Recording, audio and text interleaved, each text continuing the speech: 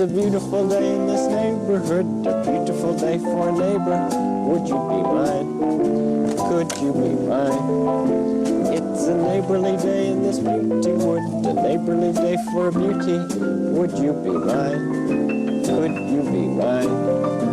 I have always wanted to have a neighbor just like you. I've always wanted to live in a neighborhood with you. So let's make the most of this beautiful day. Since we're together, might as well say, would you be mine? Could you be mine? Won't you be my neighbor?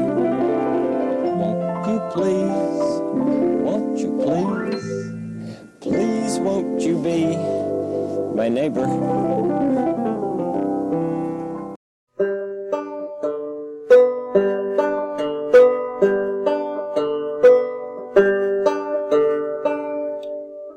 Oh, sorry there.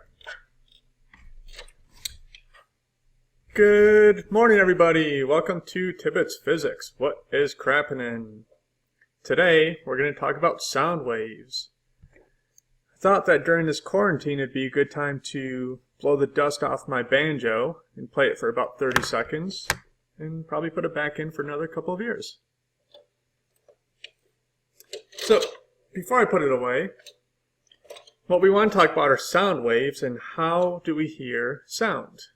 But for now, how is it that sound goes from my banjo, travels through the air, and ultimately into your ear?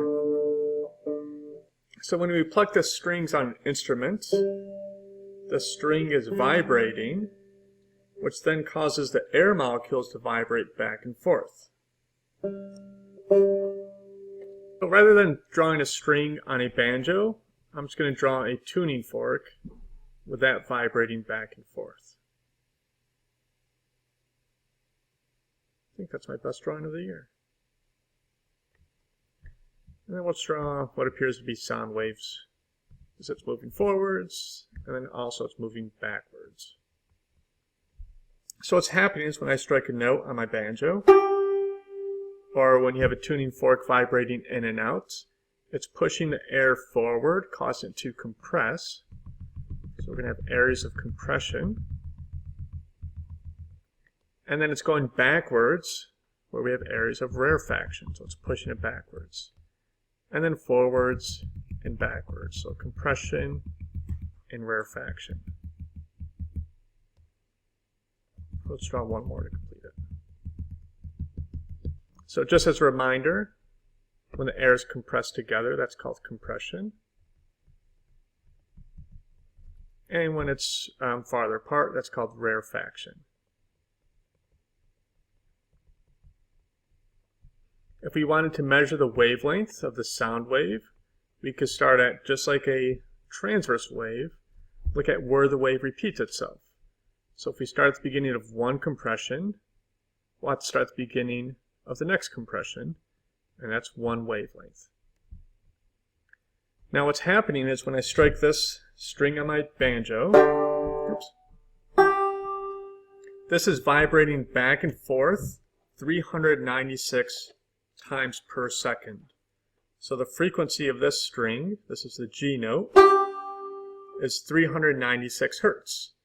So it's going forwards and backwards 396 times per second. We could also represent this compression rarefaction of air molecules with just using lines going down. This is like what the Regents does. So if we want to have, say, 4 lines compressed, then a couple, and then 1, and then 4, 2, 1.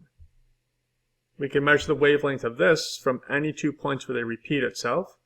So if we start from the third one in on the 4 lines, we have to go to the third one in on the next set of 4 lines. And that's one wavelength. So when sound waves are traveling through from a tuning fork, or when they're created by the plucking of a string, all it is the air molecules jiggling back and forth. So if we wanted to define a sound wave,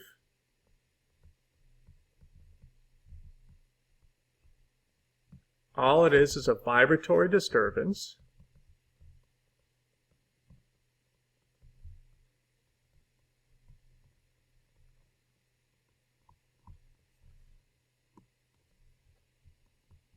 of not always air molecules, it could be water or any other material, but we could say of air molecules.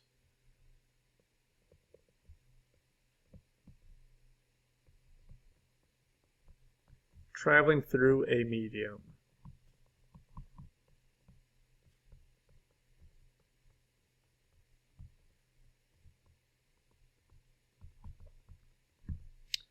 And we saw from the previous video that a sound wave is a longitudinal wave.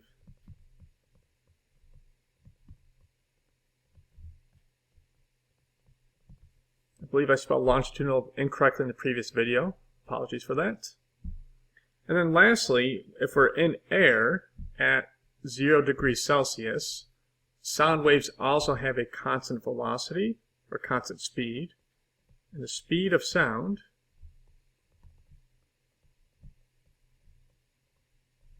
we'll say in air at standard temperature and pressure, which is at 0 degrees Celsius, is equal to 331 meters per second. So that's a constant value when we're at 0 degrees Celsius in air. Now that we know how sound travels through air by producing a vibration, the next question is how do we hear sound? Now, we know it goes inside our ear, and eventually we hear something. So the first step is we have jiggling air particles.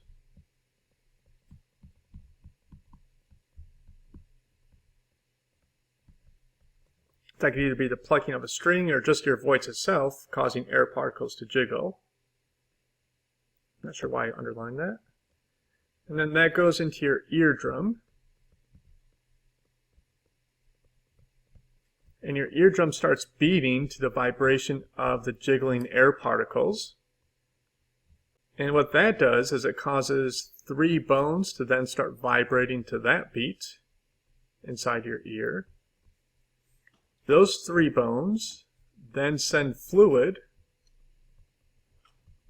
within your ear canal to then create like water waves vibrating to the beat of the air particles. And that fluid then hits some tiny hairs inside your ear, And those start moving back and forth to the beat of the air particles. And then those send a signal to your brain.